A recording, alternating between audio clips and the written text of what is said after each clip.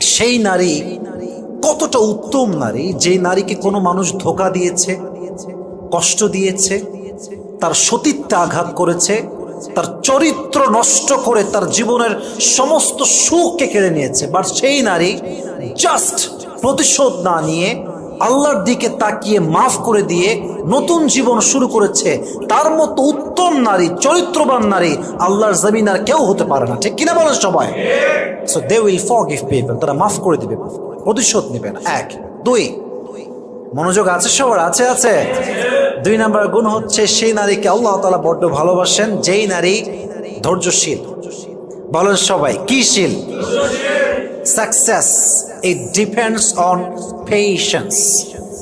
সফলতা এটা ডিপেন্ড করে আপনার ধৈর্যের উপরে। যার ধৈর্যের পাহাড় যত বড়, তার সফলতার লেভেল তত বড়।